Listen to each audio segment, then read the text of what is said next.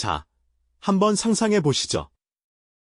지금으로부터 무려 200년 전, 조선의 한 외딴 유배지에서 고통받던 선비가 오늘날 우리가 겪는 복잡한 스트레스와 마음속 번뇌를 풀어줄 열쇠를 쥐고 있었다면 과연 믿으시겠습니까?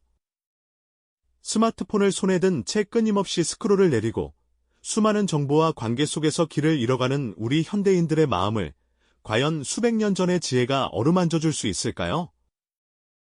불안과 잡념에 시달리며 어떻게 해야 할지 막막한 순간들이 참 많으실 겁니다.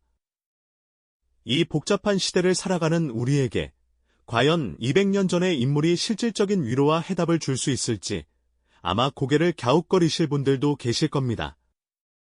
하지만 오늘 이 시간, 시대를 초월한 지혜가 당신의 마음을 어떻게 변화시킬지 함께 탐험해 보시죠.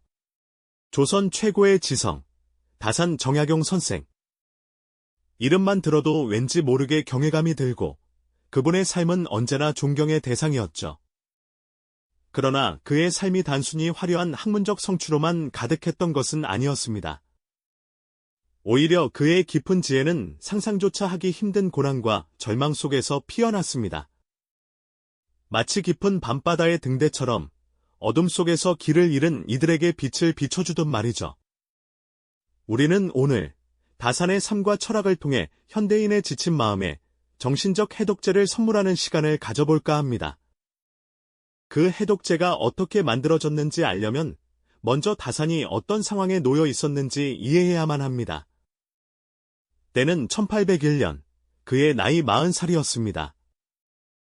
정조대왕의 총애를 받으며 승승장구하던 젊은 관료이자 학자였던 그는 하루아침에 모든 것을 잃고 차가운 유배지로 떠밀려 가야 했습니다. 바로 신유박해라는 비극적인 사건 때문이었죠. 그의 신념과 학문적 열정이 오히려 그를 절망의 나락으로 이끌었던 겁니다. 눈보라가 휘몰아치는 강진 땅에 도착한 그는 차마 고개 들 수 없는 죄인의 신분으로 낡고 허름한 주막에서 외로운 유배 생활을 시작했습니다. 무려 18년이라는 긴 세월을 그는 오로지 자신과의 싸움 속에서 보내야만 했습니다. 강진 유배지에서의 삶은 이루 말할 수 없는 고통의 연속이었을 겁니다. 사랑하는 가족과 떨어져 외딴 곳에서 홀로 지내야 했던 외로움, 언제 끝날지 모르는 유배 생활이 주는 막막함, 그리고 자신을 옥죄는 주변의 차가운 시선까지. 그 모든 것들이 그의 마음을 짓누르는 거대한 바위 같았을 겁니다. 상상해 보세요.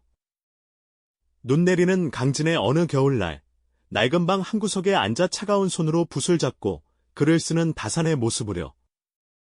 그의 얼굴에는 고뇌의 흔적이 역력했을 테고 낡은 서책을 넘기는 손길에서는 깊은 번민이 느껴졌을 겁니다. 그때의 다산은 아마도 세상 그 누구보다도 정신적 해독제가 절실했던 사람이었을 겁니다. 절망의 심연 속에서 헤매지 않기 위해 자신을 갉아먹는 번뇌와 싸워 이기기 위해 그는 필사적으로 내면의 평화를 찾아야만 했습니다.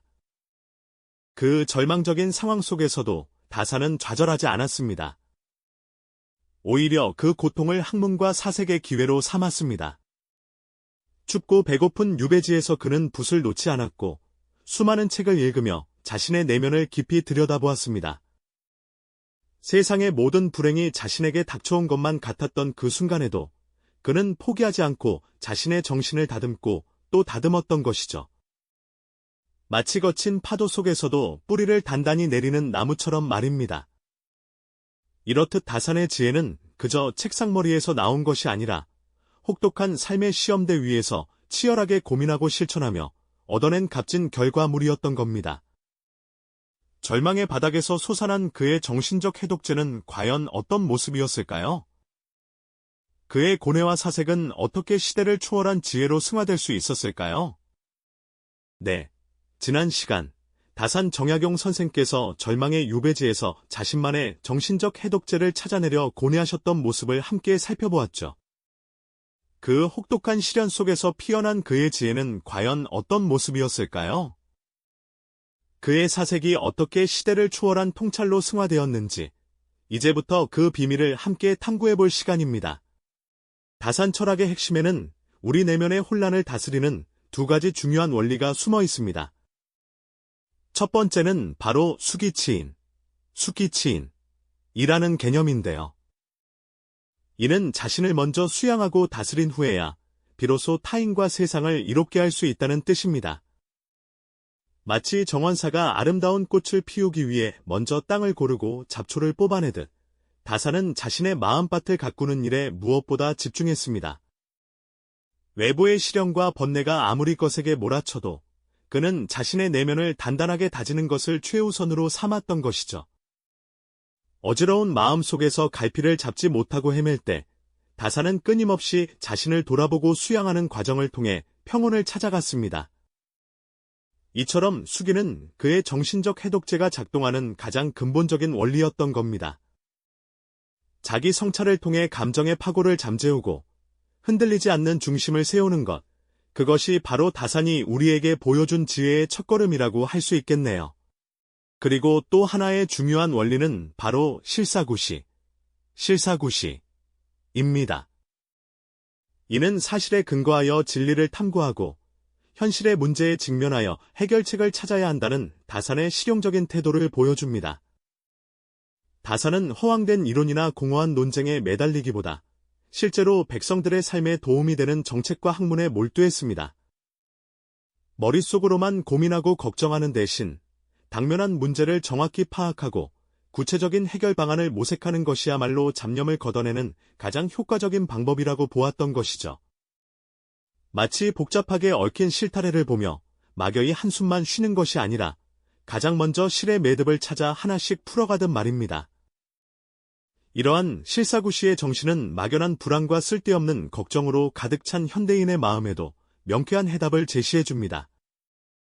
문제의 본질을 직시하고 실제적인 해결책을 찾아 나서는 과정에서 우리는 비로소 번뇌의 굴레에서 벗어날 수 있게 되는 것이죠.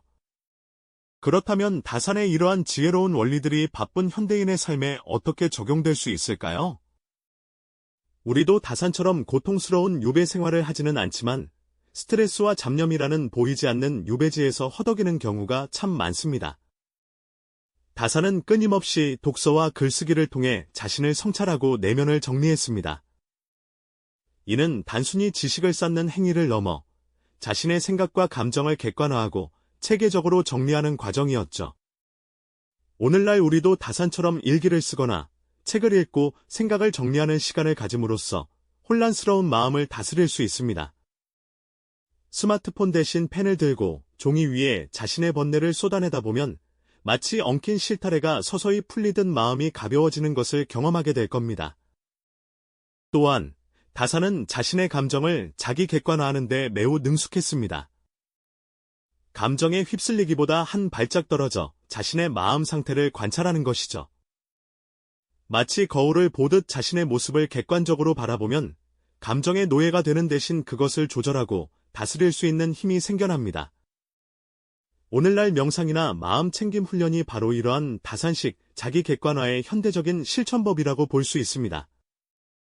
잠시 멈춰 서서 자신의 호흡에 집중하고 마음속에서 일어나는 생각의 흐름을 그저 바라보는 것만으로도 우리는 감정의 소용돌이에서 벗어나 평온을 찾을 수 있게 됩니다. 마지막으로 다산은 문제 직면과 해결을 통해 번뇌를 극복했습니다. 그는 현실의 문제를 회피하거나 외면하지 않고 정면으로 맞서 분석하고 해결책을 찾아 나섰습니다. 우리도 마찬가지입니다. 막연한 불안감에 사로잡혀 무기력해지기보다 지금 나를 힘들게 하는 문제가 무엇인지 구체적으로 정의하고 작은 것부터 하나씩 해결해 나가는 태도가 필요합니다. 예를 들어 쌓인 업무 때문에 스트레스를 받고 있다면 그저 걱정만 하기보다 업무 목록을 작성하고 우선순위를 정해 하나씩 처리해 나가는 것이죠. 이처럼 다산의 지혜는 200년 전의 이야기가 아니라 바로 지금 우리에게 필요한 실질적인 정신적 해독제가 되어줄 수 있는 겁니다. 그의 철학은 단순히 옛선인의 가르침을 넘어 시대를 초월하여 오늘날 우리에게도 강력한 치유의 메시지를 전해주고 있습니다. 네, 맞습니다. 다산의 지혜는 200년이라는 시간을 훌쩍 넘어 오늘날 복잡한 세상 속에서 길을 잃은 우리 마음에도 여전히 강력한 치유의 손길을 내밀어주고 있죠. 그렇다면 이 위대한 학자의 철학을 우리는 과연 어떻게 일상 속에서 구체적인 정신적 해독제로 삼아 활용할 수 있을까요?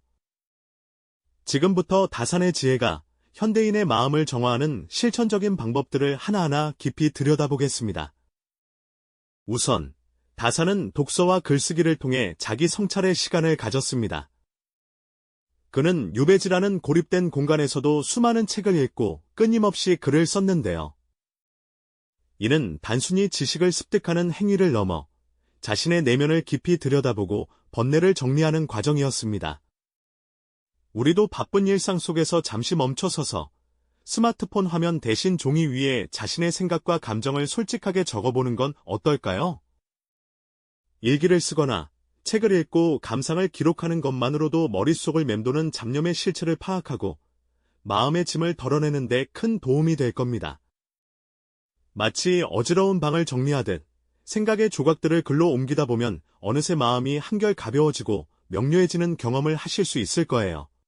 다음으로 다산은 자기 객관화를 통해 감정을 조절하고 다스렸습니다. 앞서 잠깐 언급했듯이 자신의 감정 상태를 마치 제3자가 관찰하듯 바라보는 것이죠.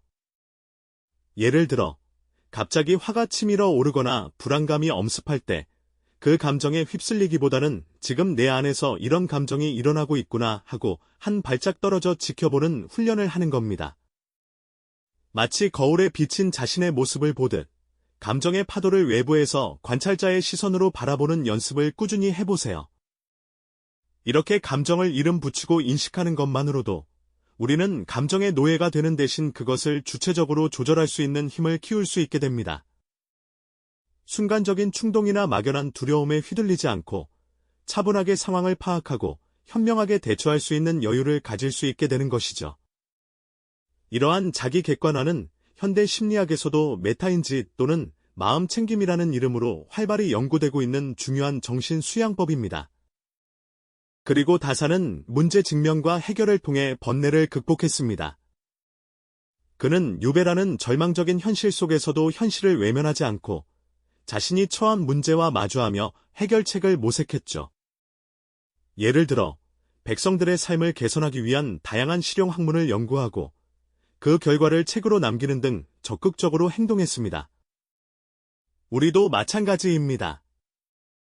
막연한 불안감이나 무기력함에 사로잡혀 있기보다 지금 나를 힘들게 하는 문제가 무엇인지 구체적으로 정의하고 그 문제의 본질을 파고들어 해결책을 찾아 나서는 태도가 필요합니다.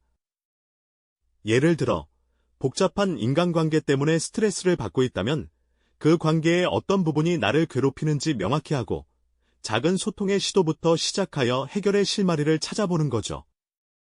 또는 미래에 대한 불확실성 때문에 걱정이 많다면 막연한 불안감에 잠식되기보다 구체적인 목표를 세우고 그 목표를 달성하기 위한 작은 계획들을 하나씩 세워보는 겁니다. 이처럼 문제를 회피하지 않고 정면으로 바라보며 작은 것부터 하나씩 해결해 나가는 과정 자체가 우리 마음의 평온을 되찾는 강력한 해독제가 되어줄 수 있습니다.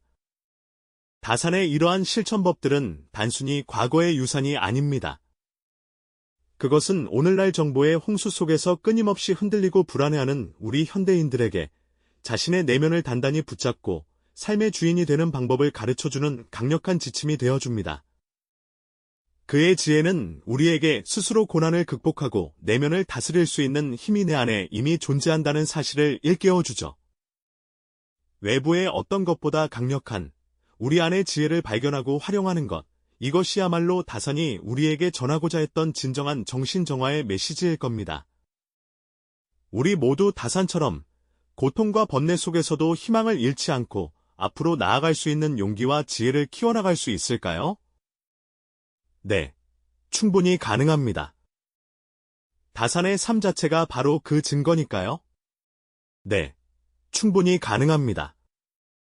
다산의 삶 자체가 바로 그 증거니까요? 이제는 그 지혜를 우리 삶에 어떻게 적용할 수 있을지 구체적으로 살펴보며 우리의 마음을 정화하는 다산의 실천법을 함께 탐구해볼 시간입니다. 바쁜 일상 속에서 잠시 멈춰서서 내면을 들여다볼 수 있는 실질적인 지침이 될 테니까요. 다산은 유배지에서도 끊임없이 독서하고 글을 쓰며 자신을 돌아봤습니다. 이는 단순히 시간을 보내기 위함이 아니었죠. 글쓰기는 복잡한 생각의 실타래를 풀어내고 내면의 번뇌를 객관적으로 직면하는 강력한 도구였습니다. 오늘날 스마트폰과 디지털 기기에 둘러싸여 파편화된 정보 속에서 길을 잃기 쉬운 우리에게 펜과 종이를 들고 자신의 생각과 감정을 차분히 기록하는 행위는 어쩌면 가장 강력한 정신적 해독제가 될 수 있을 겁니다. 마치 마음속 서랍을 정리하듯 불필요한 생각들을 덜어내고 중요한 것들을 재배치하는 과정과도 같다고 할 수 있죠. 또한 다사는 자신을 객관적으로 바라보는 자기 객관화의 중요성을 강조했습니다. 우리는 흔히 감정에 휩쓸려 상황을 과장하거나 왜곡해서 보곤 하죠. 하지만 다사는 마치 제3자의 시선으로 자신의 고통과 처지를 바라보며 감정을 조절하고 이성적으로 문제의 본질에 접근하려 애썼습니다. 오늘날 불안과 스트레스가 밀려올 때 잠시 멈춰 서서 나는 지금 왜 이런 감정을 느끼는 걸까? 이 상황을 다른 관점에서 보면 어떨까? 하고 스스로에게 질문해보는 건 어떨까요?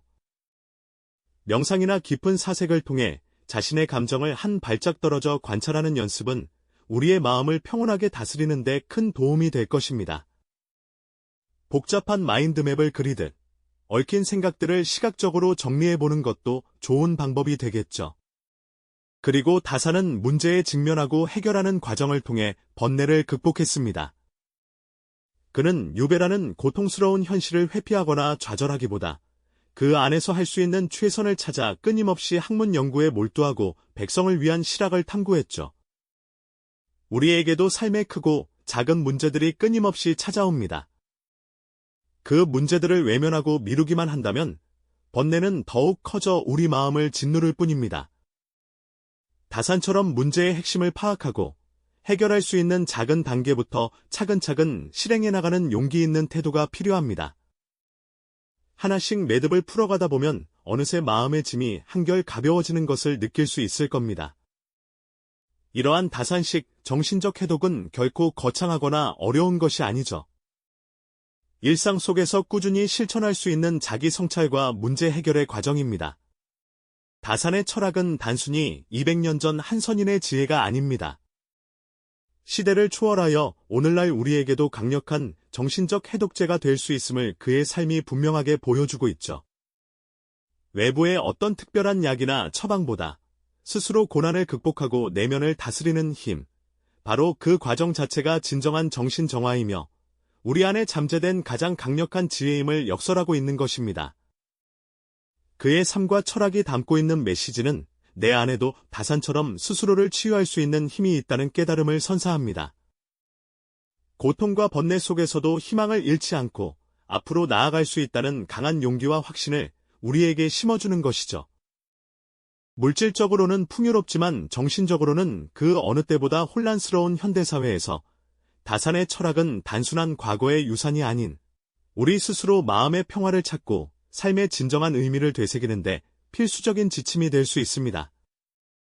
200년 전 한 유백에게 지혜가 오늘 당신의 마음을 위로하고 내일의 당신을 더욱 단단하게 만들 것입니다. 이 영상이 도움이 되셨다면 좋아요와 구독 부탁드립니다. 여러분의 응원이 제게 큰 힘이 됩니다. 다음 영상에서도 더 유용한 정보를 공유하겠습니다. 감사합니다.